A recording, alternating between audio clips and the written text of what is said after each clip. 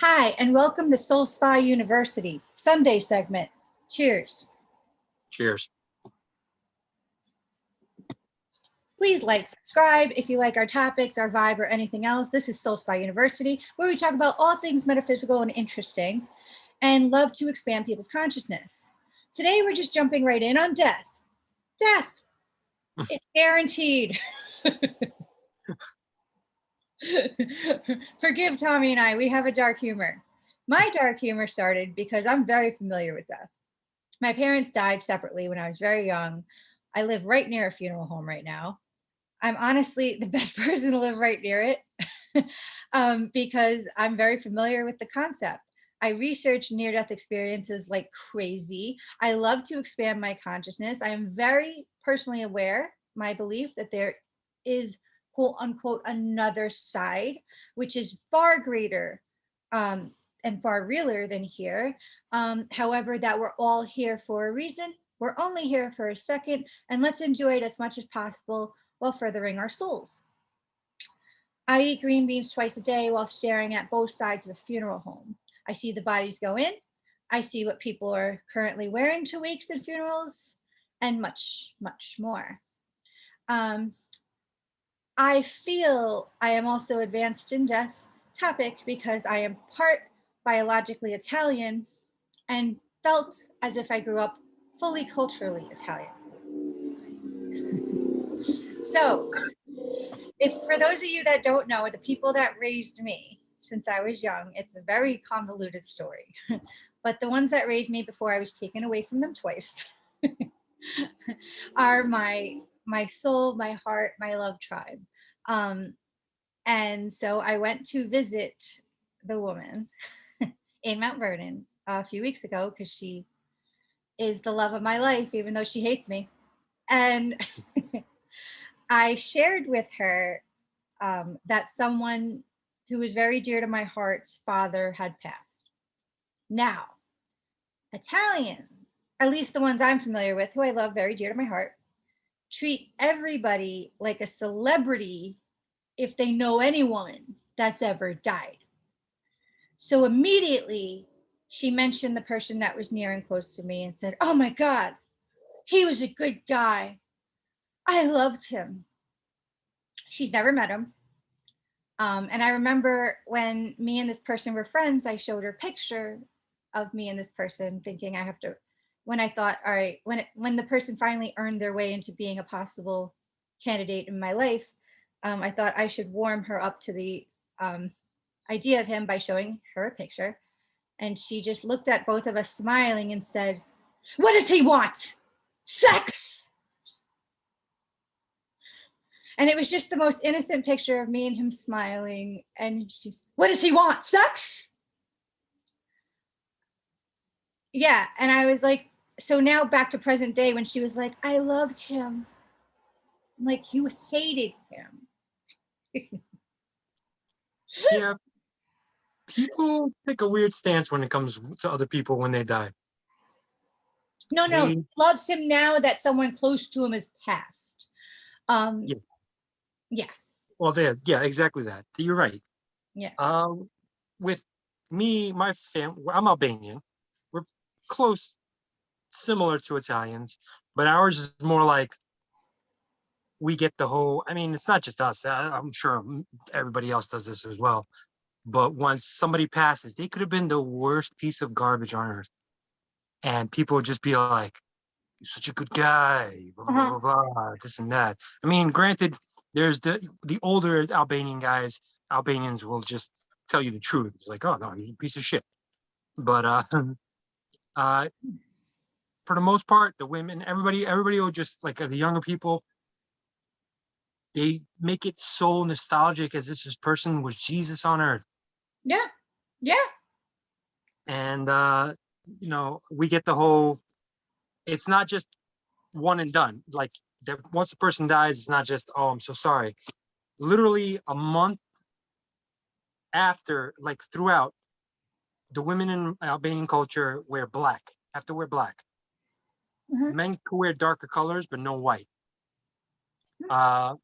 If it's close enough to the family and it's close enough to the season, we basically don't celebrate We don't decorate for Christmas or anything like that. Like when my cousin died, she died in December a couple years back, but early December. We didn't. There was no lights. There was no trees. We gave out, presents here and there, but it was no real celebration because of this.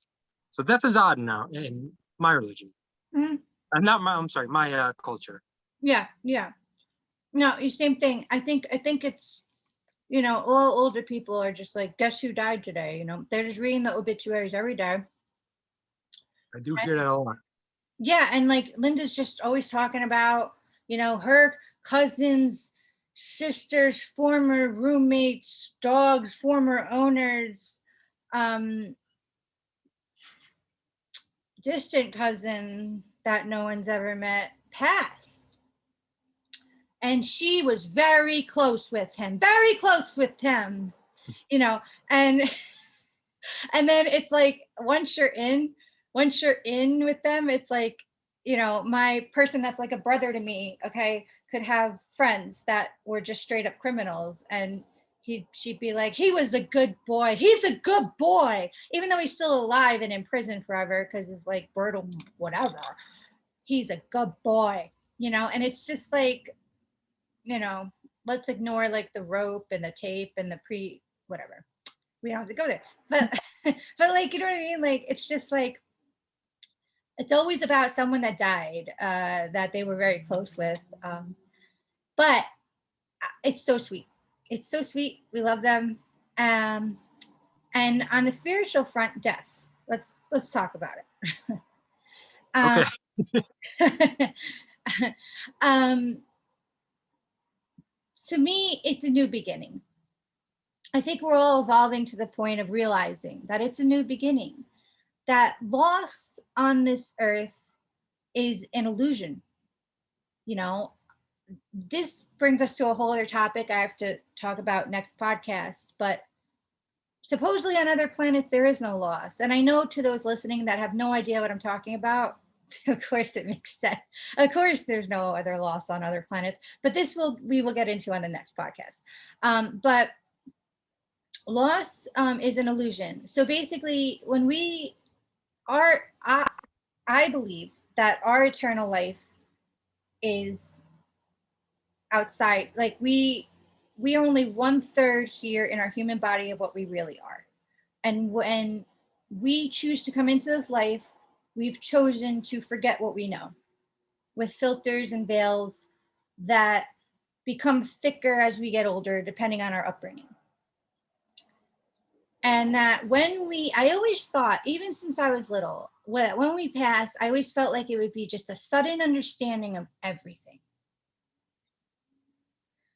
And like a relief and a just sudden understanding of everything as if we already knew it before. And that's actually what I've come to learn what goes on.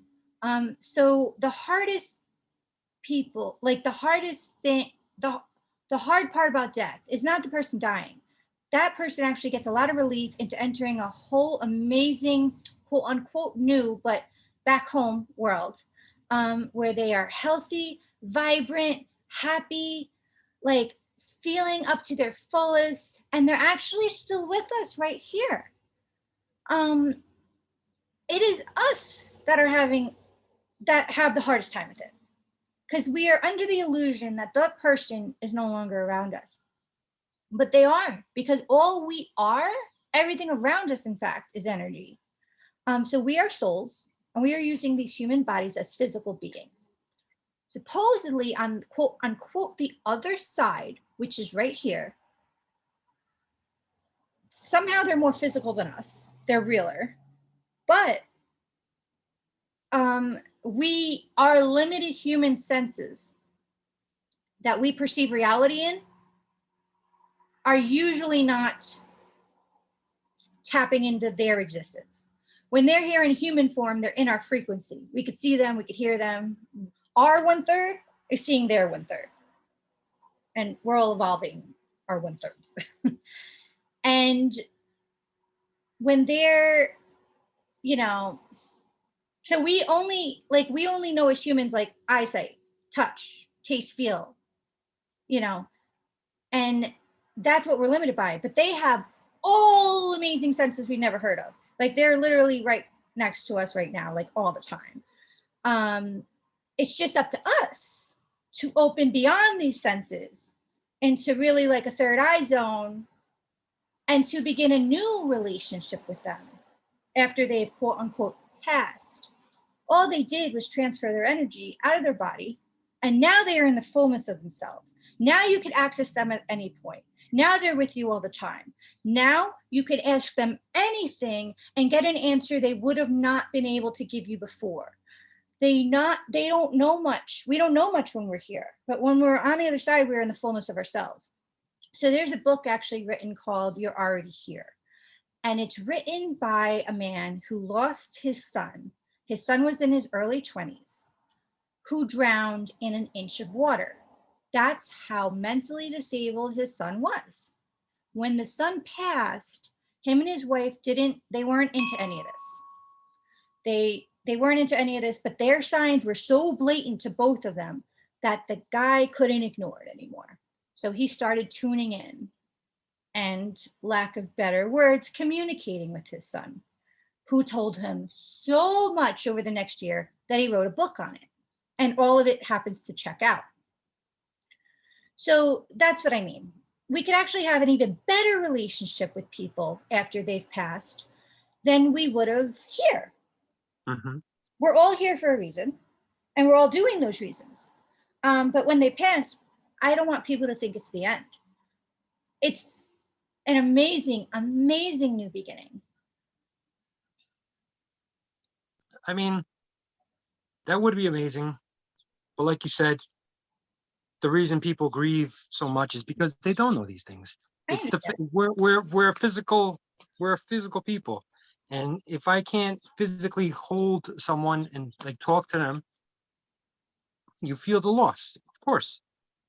It'd be amazing if people can all realize that, I mean, I'm Catholic, and as a Catholic, we believe we go to heaven. You're still there, you're just waiting.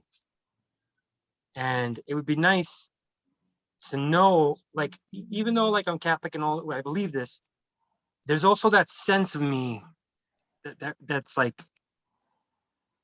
I don't know how to put this without feeling. It's more like it was ingrained in me so that I would be a better person and not be a garbage person and do bad things. You understand what I'm saying? It's like I still I do believe in it, but then there's a little bit back here that's like, do you think it's real? Is it real?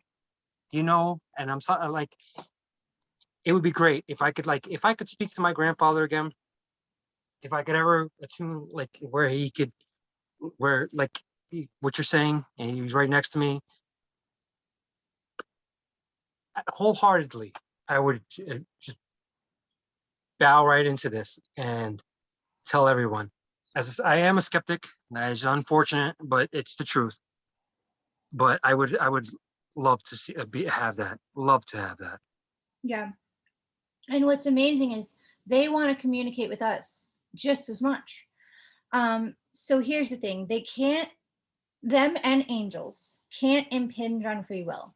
So you could even ask the angels anything or ask them for help with anything, but you have to ask, otherwise they can't impinge on your human experience. Mm-hmm.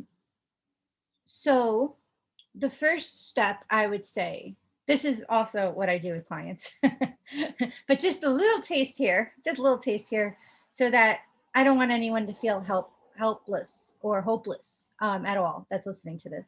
And I would imagine they're here possibly because they lost somebody. So the first step is you would honestly, this is going to sound crazy, but just give it a shot. You would honestly, whenever you talk to them possibly in your mind, think about what they would say back.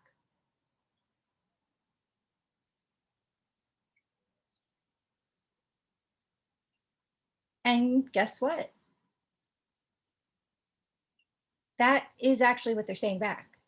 I wanted more time for people to really soak that in, but I didn't want you to get nervous that I'm just like stroked out. But really, it's true. If you honestly just think about what they would say back, that's how you open the doors to them. That's actually them actually talking back. So of course, everyone's thinking, Christina, how do you know this isn't your imagination? Oh, I have endless experiences. I talk to my mom as if she's still here all the time. I talk to angels, real talk, real talk. I'm like, angels, you know, like when I'm really upset, I hate them. And literally a download will just come, you know, literally it'll just be like a dot of knowledge. That's a whole world of knowledge, you know. Christina, these are your triggers. You're going to have this with every person. You know what I mean? Like, you have to handle this now. It's always in a calm, amazing, enlightening way that makes complete sense to my higher self. And then when I have to integrate it to my human, I'm like, oh. But no, I've had many profound experiences. I can't find something. And I'm just like, Mom, where's the hair tie? I'm late, you know? And literally I'll hear, it's in the other room. You left it there on the way to the bathroom, after I've been looking for an hour. And I laugh to myself as I go to the other room. And I'm like, if it's here, man. And there it is, right where she showed me in my mind and where she told me. I mean, countless experiences. So that's where to start. I know it sounds simple. I know it may sound, lack of better words, stupid, but seriously, you open those doors, watch what happens. I remember once out of nowhere, I was about to meet my girlfriend, Caitlin. She was very pregnant at the time, and she was going into her doctor appointment. We were literally up to date with each other the whole day until that. I was going through something pretty serious. We were about to meet. Now I do something called intermittent fasting, where if I ate then, I'd be full enough to not eat when I went to see Caitlin. But if I wasn't going to see Caitlin, I needed to wait. It's a whole thing. Because then I'd be okay to be not eating past 5. It's a whole thing. Anyway, there was no reason for me to believe or think at all that Caitlin was going to cancel. We were literally just texting, and we were supposed to meet in 20 minutes. She said she would text me in 10 minutes when she got out of her doctor appointment. When she left, and we'd meet at the place. Literally no reason. Out of nowhere. Don't eat that, Caitlin's going to cancel. And I looked at the oatmeal container that I was about to make oatmeal out of, and it had my mom's birthday on it. You know, the month and the date. And of course, the year that I was existing, but still. They say there are no coincidences, only synchronicities. So I've had enough experience with this where I would always think it's my imagination, so I would ignore it. And it was always right. So I was like, seriously? And she said, yeah. So I was like, all right. So I didn't eat it. 10 minutes. She says, yeah. No, she didn't. Not only did she say, yeah, she goes, yeah, she's going to text you in 10 minutes and cancel. I was like, all right, I guess I could wait 10 minutes no matter what before I eat. And 10 minutes later, she texted me and canceled. Like, I mean, I know it sounds little, but after a while, it's not me. I'm not thinking this. There's no reason for me to, you know? So you could have a whole, I know it sounds stupid. I know it sounds like toxic optimism or whatever you want to call it, but it's amazing. I mean, what other choice do we have? The person has quote unquote passed on. I like to open to the magic of life. We only have so many days left. I would like to open to the divinity that is us. And if we can merge the metaphysical with the physical, I think that's all the more magical in life. You know, I literally have a whole different relationship with my mom now than I did when I was little, because last time I saw her, I was 11. That's a whole different relationship as me as an adult with her. Like, you know, I was told she was a very multifaceted woman, and that there's not many that I also have the same facets that can meet where we are. Do you know what I mean? Like, some people only operate on, say, 3 levels. Me and her operated on like 7 levels. You know, our humor can span deep and also all sorts of things, you know. So now I have this whole adult relationship with her, with a wit I didn't have when I was younger as much, you know, a whole, like, I'm a woman to woman with her now, and it's really fun. But yeah, so that's, I would say, where to start. And there's many, many ways to communicate. I hate to say communicate with the other side. They're here. We're not trying to do anything. We're just allowing in who and what they are. And if we want knowledge from our angels or anything like that, there's always ways to do that very easily, through yes or no questions that you would say, if yes, show me this, if no, show me this. And it would have to be something that when you see it, you would remember and you know. And when I had that first experience, because I tried this out, there's no reason not. It's free, right? I asked the angels, I think it was 2012, a yes or no question when I first learned this method. I can't even tell you, it's crazy. I didn't expect anything from this. I said, if yes, show me. You have to be weird. You know, it's got to be something that when you see it, you know, and give them a time limit, because on the other side, quote unquote, there is no time. We're experiencing time and space here. You know, it's an illusion, just like loss and death and stuff. So that's what I'm trying to say. Everything's fine. Everything's fine. We just need to open up to it. So basically I said, hey, if yes, show me. I said, if it's really you guys, if it's really the angels, you know, if this is legit, show me a penguin with a hat on it. Are you hearing background music? I mean, not music, sound? No. Okay. So I'll go through the background sound. So basically I said, show me a penguin with a hat on it. My other question was, how do I know this isn't law of attraction? How do I know this isn't just me thinking something and that's what happens, right? Yeah. So when I asked for, if yes, it's you guys, show me a penguin with a hat on it, I literally saw like a little cartoon penguin, like ice skating with a snowy hat, right? I said, show me it by 7, within the next 24 hours. Well, at that point, it was 6:50 p.m. I was a little like, I want to see results now. Like, I want to see them in 10 minutes, right? Nowadays, that may have worked. Back then, I don't know if it's because my first time and I had to lower walls or what, they did it before 7 a.m. I used to wake up, not be able to get back to sleep, and turn on the TV. Nowadays, I wouldn't have a TV in my room. Whole other story. I did that. I woke up at 3 a.m. No, yeah, I couldn't get back to sleep. I saw a blue light, twinkle light at the corner of my eye, like a peripheral, like this. When you see a sparkle in your peripheral and it comes as quick as it goes away, but with such grace, you know something's up in a good way. They say blue means Archangel Michael. So this was so bright, honestly, that I was like, I literally like kind of got up and looked. Like I was like, what? I thought that's weird. And I turned the TV on and Mr. Cooper was on, that I used to watch when I was little. And, you know, the hot one in the show, what was her name? She was so cute. She looked like Marissa Tomei, but she was not white, but she's beautiful. Anyway, she was doing something that I thought she was doing, like putting like snowballs together, like foam balls together, like to make snowmen for like the kids' project. She was doing a lot of this, right? And I was trying to go back to sleep to them. And she kept putting the hats on them, right? She kept putting hats on it. And I just kept trying to go back to sleep. You know, I used to go to sleep, back to sleep to TV.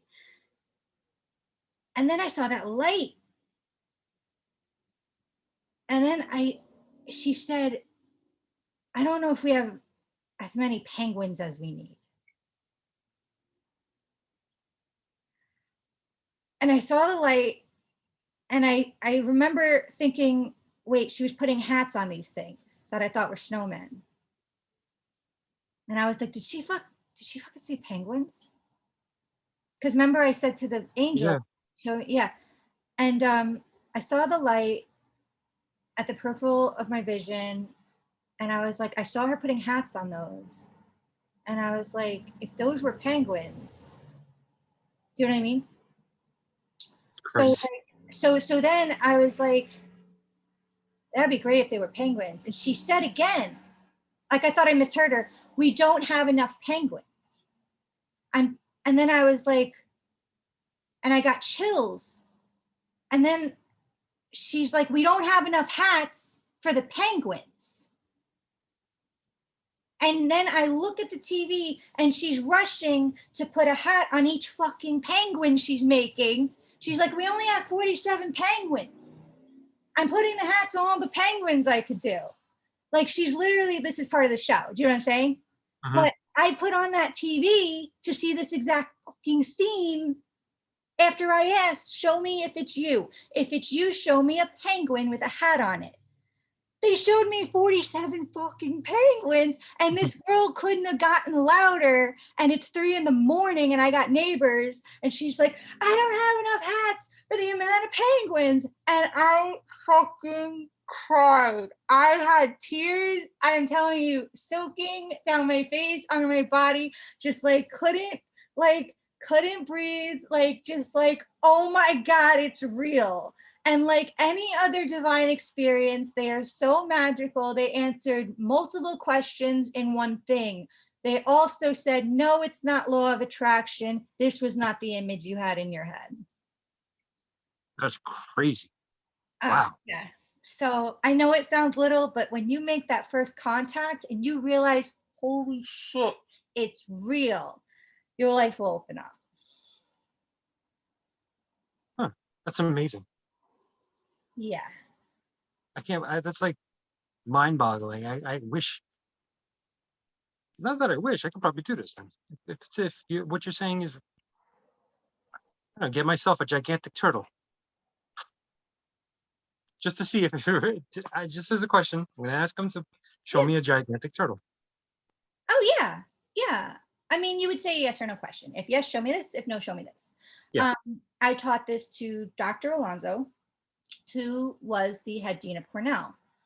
So he and my mom worked side by side for over 30 years together.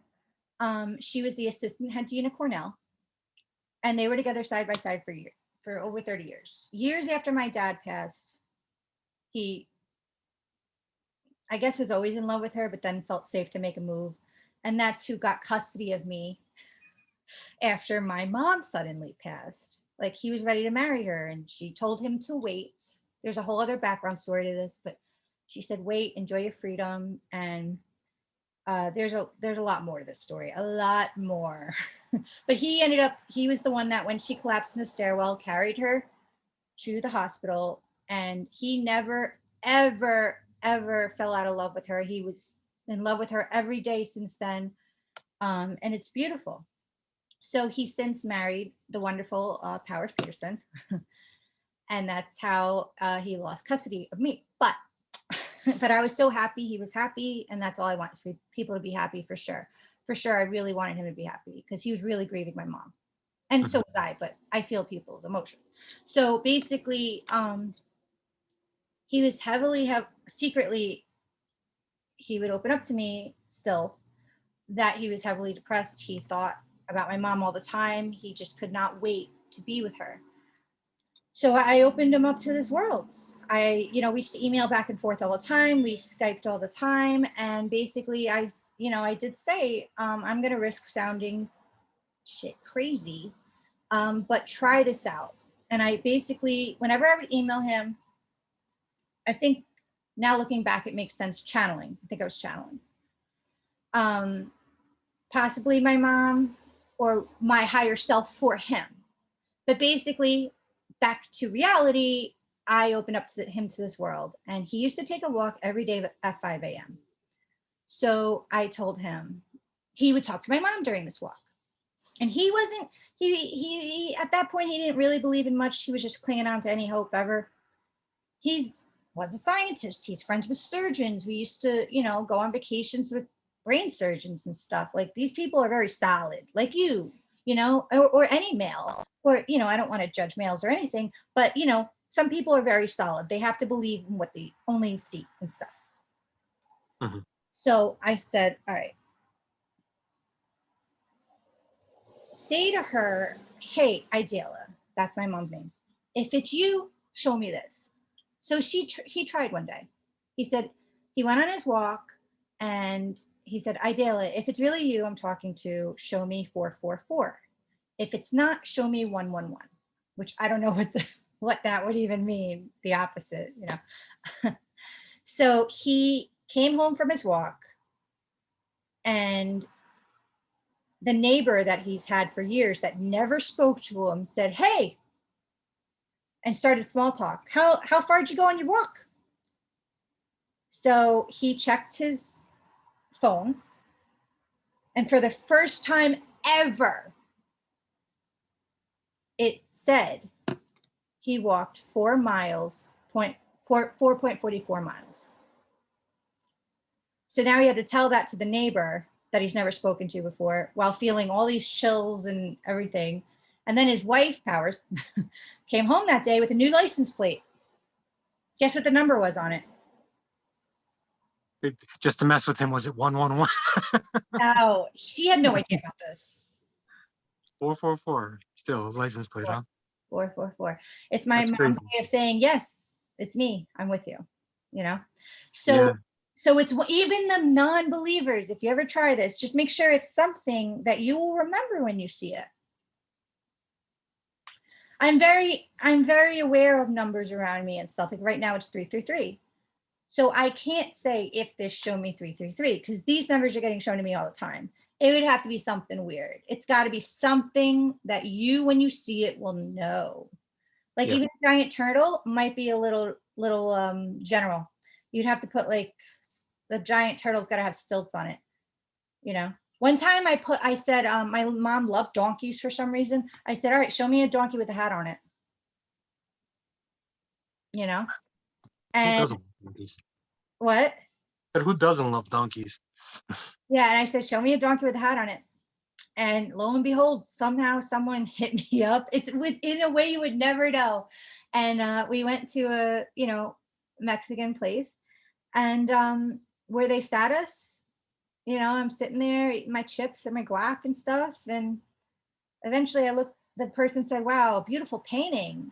And I looked to my left, right near me, right here, the damn donkey with a hat on it, like coming towards me. Many donkeys with hats on it. So anyway, back to the subject matter. I just don't want people to feel hopeless. This can be a new beginning if you guys want it to be, to open up your own gifts, and or just to be in communication with the person that you feel you lost, because they're very happy right now and they want you to be happy and they want to communicate with you and they want to be with you, and just live the rest of your life knowing that we're all together in the end and that you could still be with them now in an even better way. That's amazing. And please, if you have any comments or anything, please put it down below. And if you want to talk about this, please get in contact with Christina. She'll give you out all the information, SoulSpaUniversity, and all that. At gmail.com. At gmail.com. Sorry about that. It's okay, no problem. And God bless everybody. Bye-bye, everyone.